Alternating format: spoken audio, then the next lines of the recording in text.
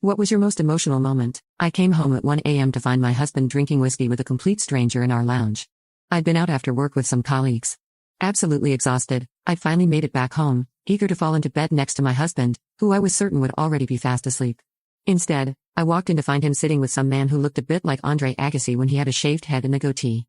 What an odd scenario. Why was there a complete stranger in my house at 1 a.m. when I desperately wanted to go to bed? Out of respect for my husband and his newfound friend, I'd have to stay up and exchange pleasantries, which I was in no mood to do. They both looked up at me in awkward silence, Agassi holding his glass of whiskey inches from his mouth. "Hello," I said, hesitantly, waiting for some kind of introduction or explanation. They said nothing. Just grinned at me like two idiots. I felt like I'd walked in on some secret meeting. "So? What's going on then?" I asked, politely.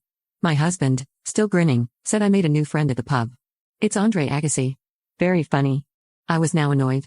It was late and I had to be up for work the next morning. This was no time for childish shenanigans. They carried on with their silly, evasive charade for a while longer. Frustrated, I announced I was going to bed. Agassi got up and sat next to me on the sofa. He looked at me intensely. It made me nervous. I really wanted to punch him. He reached into his back pocket, pulled out his wallet and fished in it for something. He pulled out a photo. "I'm not Andre Agassi, but you do know me." "Okay. The last time you saw me," he grinned, "I looked like this."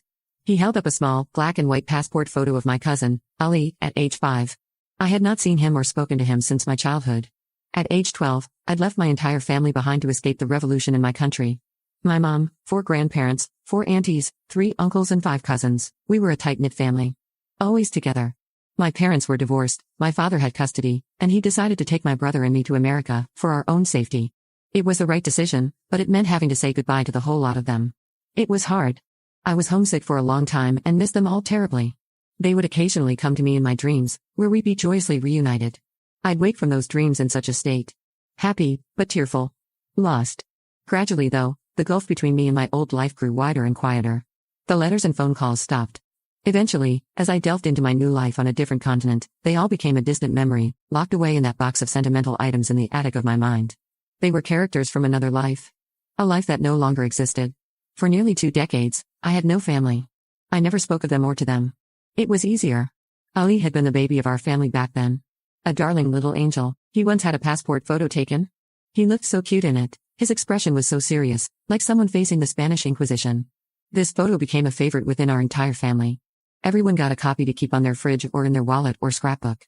I had one too, which I'd ended up taking with me when I left my country 20 years earlier. And now, here was this grown man, sitting on my sofa, holding up that very passport photo in front of my face.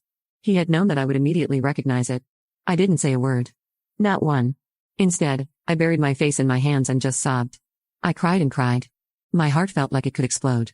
I can honestly say that, second to the birth of my son, it was the most emotional moment I've experienced.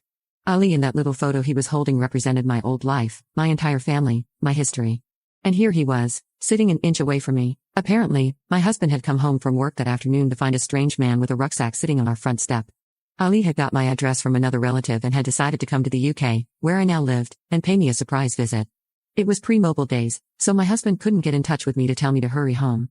All they could do was wait for me to return. So, they went to the pub, drank too many whiskeys and concocted their Agassi ruse. When I'd finally stopped crying, we hugged and talked and reminisced the rest of the morning.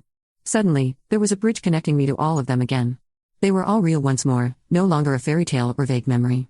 I have since reunited with several more members of my family, including my mom. But none of them made me as emotional as Ali, because he was the first. He broke the dam.